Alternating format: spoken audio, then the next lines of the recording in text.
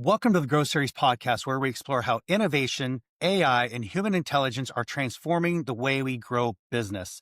I'm your host, Josh Jackson, founder of Red Letter AI. For 18 years, I've lived by the high-tech, high-touch methodology. The idea that the best results happen when cutting-edge systems meet authentic human connection. Our focus is simple. We help businesses combine AI-powered automation with genuine, trust-based communication, because while automation can open the door, relationships are what close the deal. Each week, I sit down with leaders who are helping people and organizations to grow smarter, stronger, and more human. And my guest today is a perfect example of that balance. My guest is Janna Landry. She's the founder of Align LLC and a communication and voice coaching company that works with executives, C-suite teams, and high-performing professionals to elevate how they show up, lead, and connect.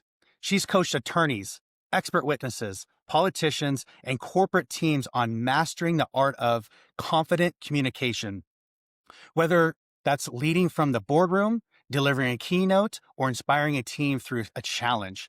What I love about Janna's approach is that she's not just teaching people to speak better, she's helping them build trust, presence, and emotional connection with every audience.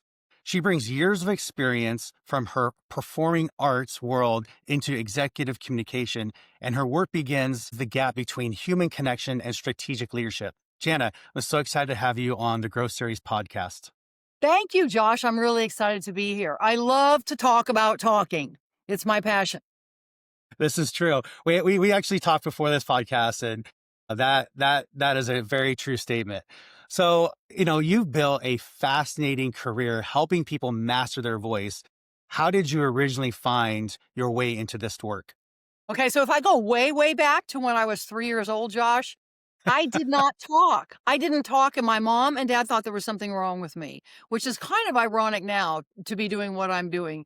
Of course, I blew up, at 4 and 5 and turned into this like wildly loud, obnoxious little girl and talking all the time in a language that was not understandable at first. And the reason I bring that up is because nonverbal communication is 72% of our communication. I'm going to say that again for people that are listening. We non-communicate. In other words, we don't use words, 72% of all communication. So what does that tell us, and why will that be significant in a minute when I kind of talk about my thing and what I do? Is because so much of our connection for communication is our eyes, it's our ears, listening, it's our heart, it's our body language, it's not just our voice. So fast forward, into my formative years and my early professional career, I was a professional performer. I still am. I do a lot of professional acting, singing. I still coach a lot of singers, not as much in the acting realm, but a lot of vocalists still.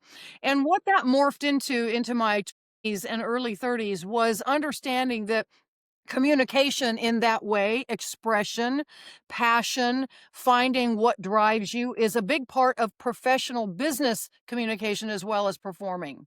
Now, performers learn to do those skills very quickly because they have to. They have a camera rolling. They have money involved. They're being hired to do that, to elicit emotion immediately and to become a character immediately. But the truth of the matter is what they're doing is they're calling up real life situations that they can put themselves into. And those real life situations are basically situations that business professionals are in every single day. When somebody comes up to you and says, well, what is it that you do, Josh? You have got to be able to, in a very concise and compassionate way, explain to them why you do what you do, why you're the best person for the job, all of those kinds of things. You've got to problem solve. You've got to have buy-in. You've got to have all of those things that are important as a professional for people to resonate with and go, wow, this is somebody I want to do business with. And so a lot of those kinds of interpersonal skills are what I work with people on, is finding your passion and really understanding then how to express it in a way that might give you the advantage in your market, whatever that might be. And when you're up in front of thousands of people, how do you get that point across to all of those people so that you resonate with a lot of those people? And even with like a one-on-one situation, how can you deliver information to somebody that really resonates with them or causes them to then want to react in a way, whether it's buying your product or buying your services as a personal professional, a service organization, or as in a politician? Why do I want to vote for you? What is it that you have answered for me? So all of these things go back to, how do I master my unique person, my unique quality, who I am, and what I have to give on this planet. So that's a lot of what my skill set is. It's taking a lot of those professional performing skills and building them into a technique or, let's say, a protocol or a process where you can learn that as a business person. You can learn those same sets of skills: how to be emotional but also be professional, how to be compelling but well, not like crazy, not too emotional. Right. That's a Right. lot of what I do. Nice. So when did you first realize that communication coaching and your performing arts background could transform not just how people speak, but how they lead? I think a lot of it has to do with the fact that I'm a little bit different performer in that I also taught. From the time that I was about 14 or 15, I was not only performing as a professional, professional performer, but I also was teaching it. I was teaching by the time I was 18 or 19 in the LA area. I was a well-known voice teacher. And I think that's a lot of it, because here's what you have to do as a teacher in finding people's voice and finding people's acting ability and finding people's inner whatever that is to make them a better performer, is you got to kind of tear down who they are and why they're here. What is their why? I use that Simon Sinek why a lot because that drives people. You can find somebody's passion pretty quickly when you tear down what their feelings are and why they kind of feel like what their purpose is. I'll put it that way. And so a lot of communicating with people from a teaching point of view so that I'm using the right semantics for them to pull out whatever it is that, they're doing, whether they're a politician or an attorney or a, a ball busting singer, whatever it is. You've got to kind of find that kind of stuff in them, whatever drives them. And that, I think, is very much a part of that teaching side in learning how to communicate with people on their level, not necessarily on your level, finding their language. Yeah. So I love that you mentioned the 70% of communication is nonverbal. And I don't know, like, I would think like by now that's common knowledge. I could be completely wrong, but I've heard this for so many years. But my question is, what's one simple thing that leaders can do to become more aware of how they're showing up? I would say the new leadership landscape out there is about listening, respecting your workers, and giving them a voice, giving them the confidence and the trust that they have free reign to bring issues to you, to bring solutions to you. Because here's what's really interesting, Josh, and this is a lot of what I keynote. This is probably the number one keynote that I get requested to give on on the professional arena, and that is, there are four generations in the workplace for the first time in history. Four very distinct generations that are very different in the way they show up, in the way they Hmm. communicate, and then the way they want to work. They want to give back to the organization that they're hired in or that they're working for. So I think the most important thing is for a leader to understand that and to be respectful of, the first thing I want a leader to do, and I coach my leaders to do, is be trustworthy, be open.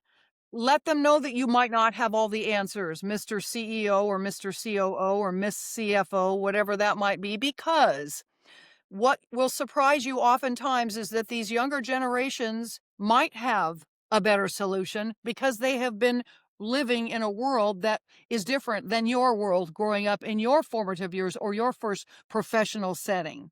So I would say, to wrap this back up, the first thing that I want a leader to understand is that you don't have to know all the answers, but you certainly have to elicit trust and confidence so that then your workers feel like they can come to you with solutions or with problems or with partnerships, whatever that might look like for your particular organization. Yeah, I love that, you brought up the 4 generations, right? And we've Yes. we've talked about that. Yes. And, you've worked with executives and sales leaders and politicians, and, it's a very interesting mix. So what is like you kind of touched on it, but I'd love to go dive a little bit deeper. But what's the one mistake that these leaders are making when they try and connect with these different age groups? Because they all have a different style of communication, right? Yes. The four Yes. four generations. So what's the one mistake that they're making, and then how can they improve that when you have 4 different generations?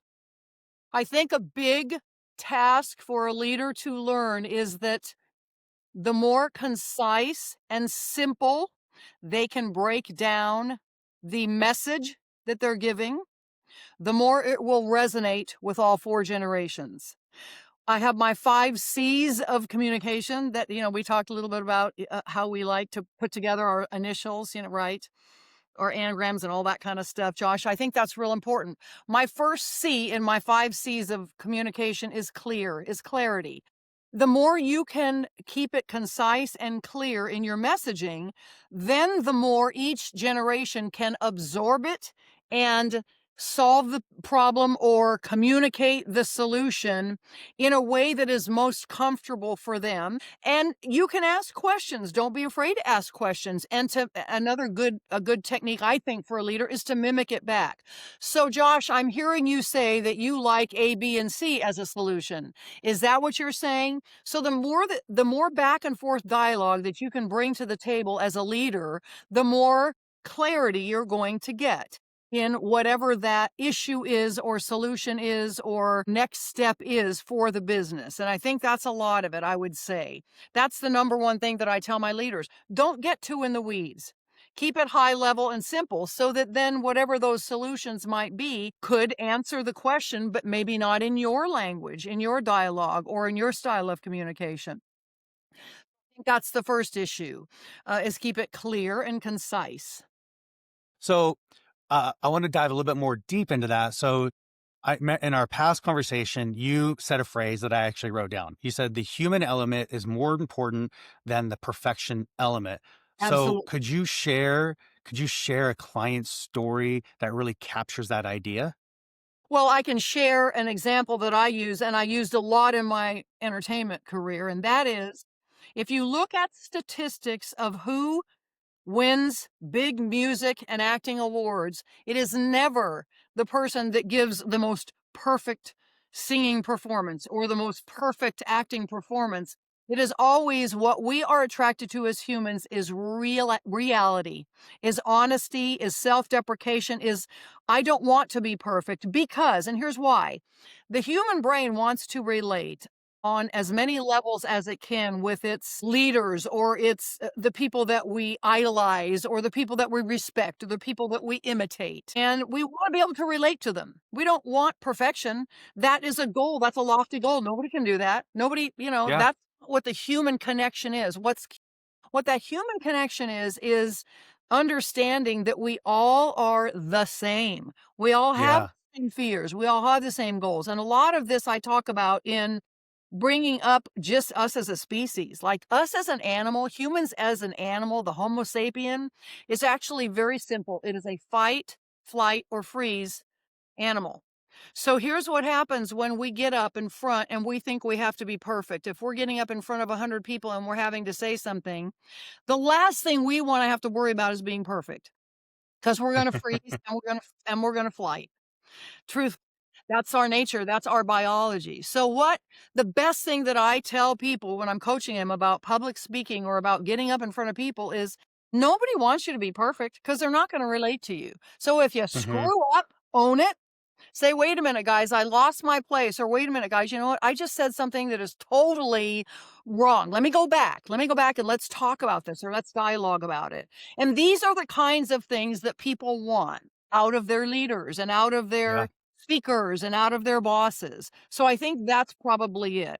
I mean, if I can relate a story to it, as I talk about, I used to talk about like a opera singer versus a pop singer that doesn't have great pitch. An opera singer has to have perfect pitch, and they have to hit everything, and and their runs have to be perfect, and their enunciation has to be perfect.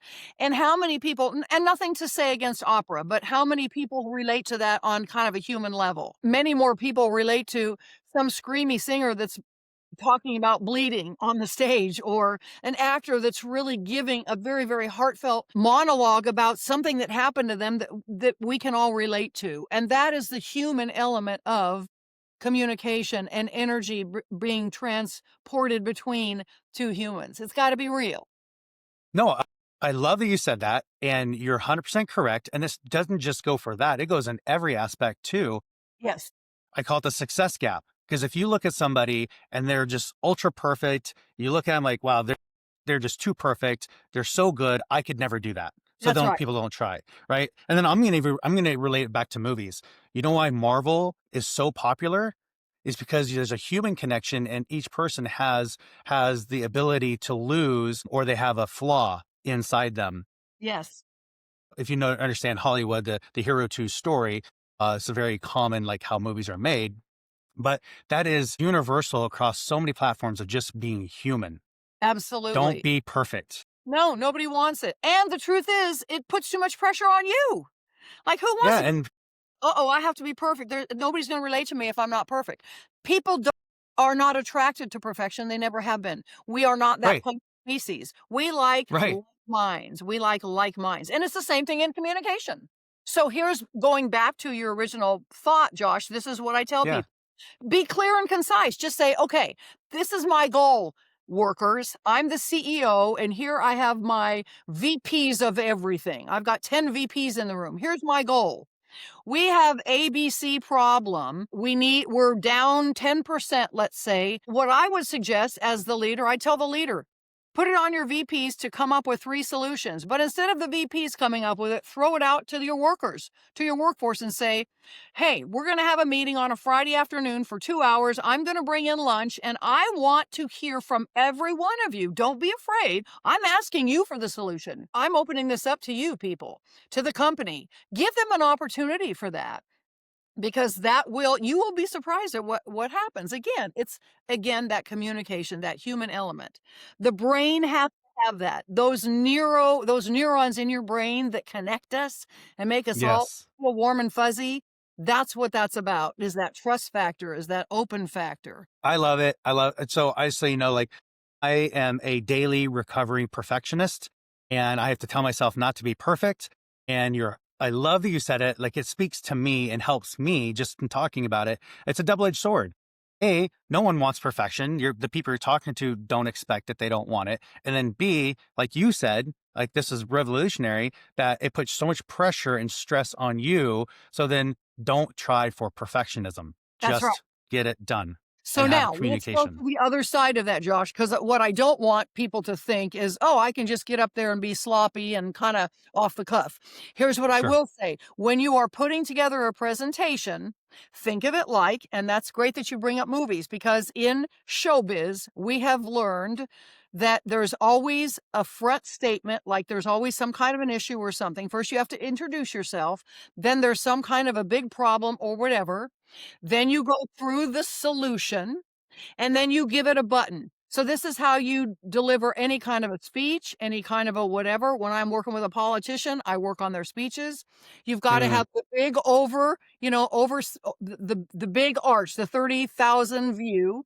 Then you've got to solve the issues individually with your little bullet points. And then you've got to have some kind of a really fun, cool wrap up that gives them not only something to think about or a solution, but also a takeaway, right? We always talk about that in sales, and you and I are both in sales, so we know salespeople.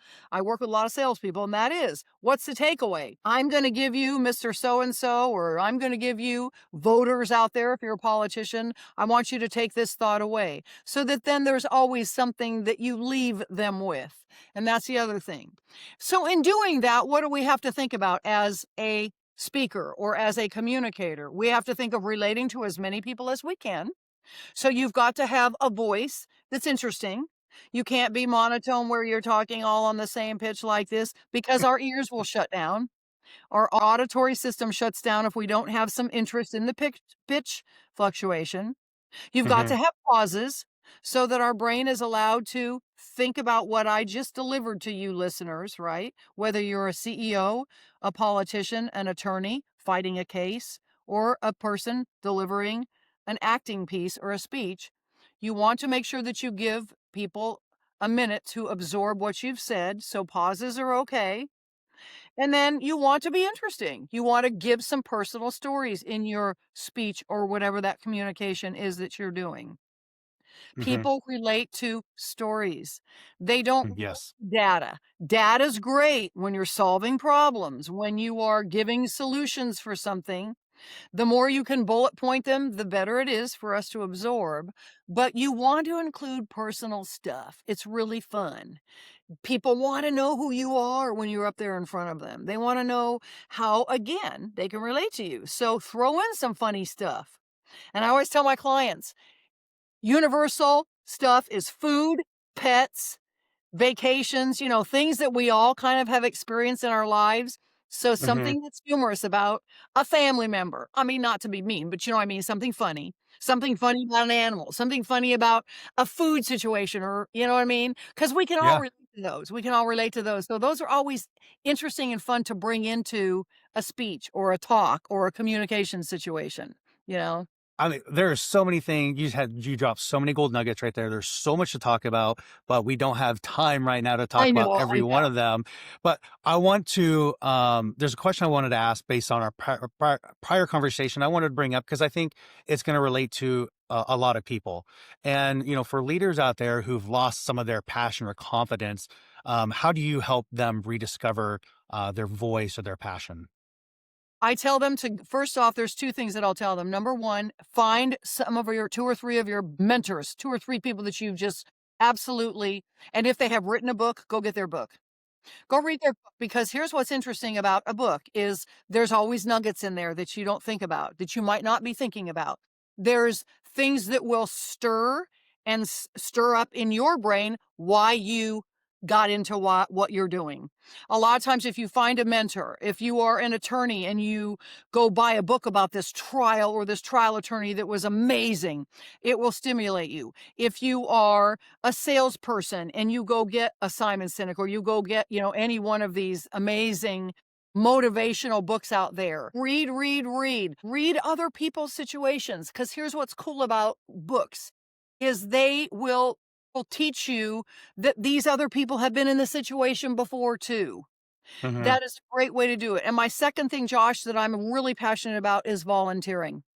I have volunteered since I was 15, 16 years old in teaching people how to communicate, in teaching people how to sing. I will go into, I will go into a nonprofit organization and I'll say, listen, Mr. Church, or listen, Mr. whatever the organization is.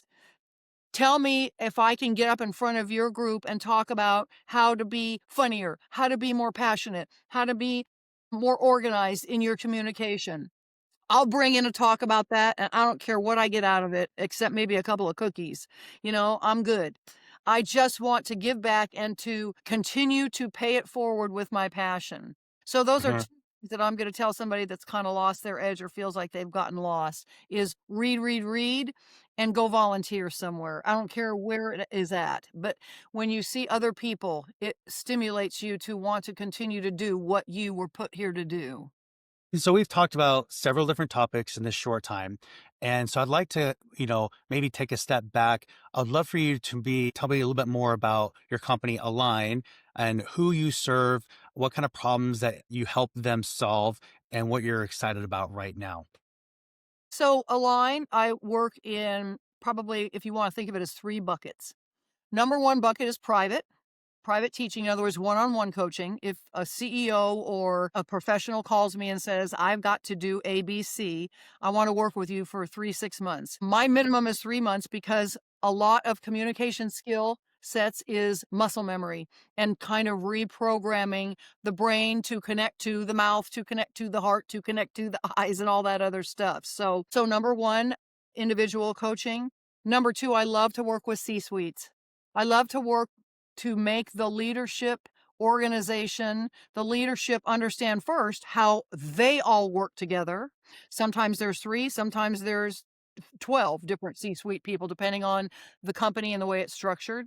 But that C-suite, if they can really understand about how communication is very different on those levels, and then how to trickle it down to empower their mid-level managers and all the way down to the workers, that is going to make for an extremely healthy business. And a business that, again, people are going to want to grow in. And that's the key, is keeping your workers, is keeping your talent, and is growing your talent. So that's number 2. And then number 3, just working with businesses, small, mid-sized businesses where I come in and we do workshop type of work, or we do generally a couple of times a week or a couple of hours in a week, and then phone calls during the week is the way I like to work. I am an open book. You can call me anytime. I'm extremely giving of my time because communication is, again, a muscle memory and it's a process to break it down and redevelop it, or to understand how it works and how important it is. So I think those are the 3 areas that Align works with best, that I work with best, is that individual that needs tweaking, that C-suite, or your mid-level, or again, your sales teams or your mid-level management that kind of is the layer that works with the above people and with the workers that are actually out there in the fields. Those are the areas. Awesome. Awesome. So tell me, if we're talking this time next year, what does success look like for you? So what kind of growth are you looking for in your business?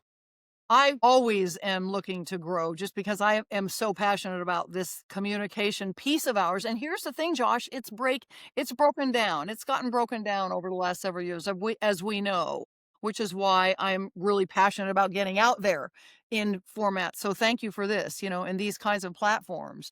But what I would like to do is really work. I would like to triple my C-suite client list at this point. Triple. Because that's where it starts, in my opinion. I love the private coaching. I do that. I've done that a lot with politicians, with artists, with, people that are kind of high level and have to suddenly be something that they weren't. I'll give you a perfect example. I worked with a nurse. She was a nurse. She ran the nursing station at her hospital, and suddenly she decided she was going to flip her career and become a key witness for a lot of key big cases, and had no clue how to do that. No clue how to do that. So I Hmm. worked for quite a while, and she is now, she has a thriving business with nurses that now are utilized as key witnesses in big medical cases. So this kind of thing is what I'm passionate about, the private, but also that C-suite, because the Yeah. top So is really where it's happening.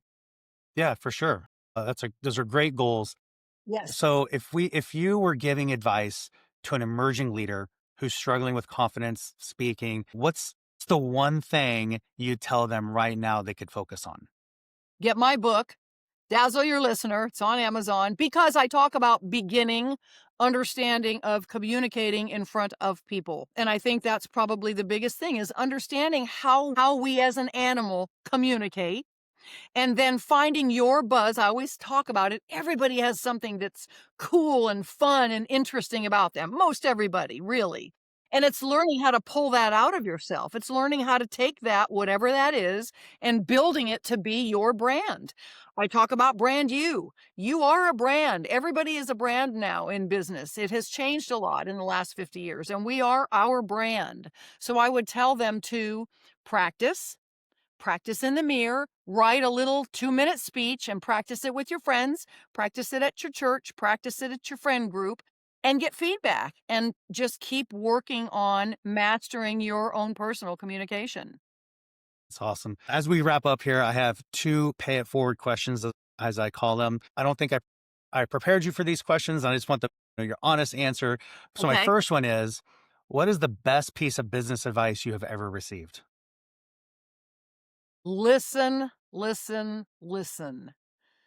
Try not to jump in, but really listen to what your coworker, your boss, your person that is communicating with you across from you is trying to express. We have gotten to be such a fast-paced society, it's very difficult for us to really listen. And I mean intelligent listening. Listen where you really are absorbing the information. I think that was one of the biggest struggles I've had my whole career, Josh, because being a communication person, I think that's it, you know? I always wanna answer quickly, and I can solve this problem quickly for you. Let me jump in quickly. And it's very important to listen to your person that you are communicating with, even if it's a struggle. We want to jump within 60 seconds of listening to somebody, and you have to train your dragon, as I call it. That's one of my big things, train your dragon, 'cause a little inner dragon in there is gonna wanna jump. Just listen. I think that's the biggest thing. It's such a great picture. You want to jump, like you want to pounce. Like I know I can help you. Right. Absolutely. I want to solve your problem. Right. Let me blah, blah, blah, blah. You just I've always been told it's called active listening because active you listening, have to be yes. active and listening and not let your brain start wandering That's to what right. you're going to do this That's right. weekend. And here's what I talk about. I talk about listen with your eyes, listen Mm, with your heart, and listen with your spirit and your mouth, not just your ears. It's it's 4 other awesome. senses. Listen with all Yeah. of it, which is that Yep. yeah, active listening. Yeah. That's awesome. And then if you had a chance to talk to your 15-year-old self right now, what advice would you give her? Be fearless. Don't let fear come in to play at all. And here's why. Again, we go back to fight, flight, or freeze. I'm sure you've heard this, Josh. I'm sure our listeners have heard this over and over again. There are really two feelings, or I'll just say feelings that drive us. It's fear and love. And the more you can that fear is going to come in because we are biologically wired that way. Don't let it stop whatever momentum you have in showing up as your authentic self. Get rid of that fear because most of that, again, is biological and also built into your formative years as we're raised because that's what parenting's job is to make sure that these little human beings are safe. And so Hmm. oftentimes in those formative years, we are sort of raised to have a little bit more fear than we should. And so I Hmm. would say to my younger self, go for it. Don't be fearful. Just go for it. Whatever it is, take the chance. You know what fear stands for, right? Tell me. False evidence appearing real. Oh, that's so interesting. Gosh, Josh, I gotta steal that. Okay. Totally steal Well, you that. giving me so many good gold nuggets. I got to drop one too. Yes. False evidence. I'm gonna write this down. False evidence appearing real. Hearing- It's fear. Because a lot of times fears, it's our brain of what might happen, but it Yes. hasn't actually happened. And you know And why? it rarely does. It Yeah, rarely does happen. because we're fight, flight, or freeze. It's part of Yep. our DNA, like to go, oh no, if this happens, then we would have to do this. And 90% of the time, this doesn't happen. So yeah. So anyway, yeah, that's what I My tell 'em. final question is, where can people find you if they want to know more? Okay, if you want to know more, go to Janna, JANNA Landry, a good Southern name there. It's my husband's, good Cajun name. JannaLandry.com is my website. You can go to a line, and I'm on LinkedIn, but it's under Jana Landry just because most people know my name from the /performing/speaking part too. So rather than using a line, I use JanaLandry.com. You can find me there. You can set up a Calendly call. I am always willing to talk to anybody on the phone about anything. You can imagine having been in show business, I've heard it all. So don't be fearful. Jump in, call me, set up a time. I'd love to talk to you. That's awesome. And we will have all all that contact information down in the notes below. So you just click down there and you'll be able to capture it. You don't need to write it down frantically. But Jana, that was awesome. I love how you bridge communication and leadership with authenticity. Such a powerful reminder. You dropped so many gold nuggets. Thank you. I am excited to hear the response from people and share some outtakes from this. So thank you so much for joining us today. Thank you.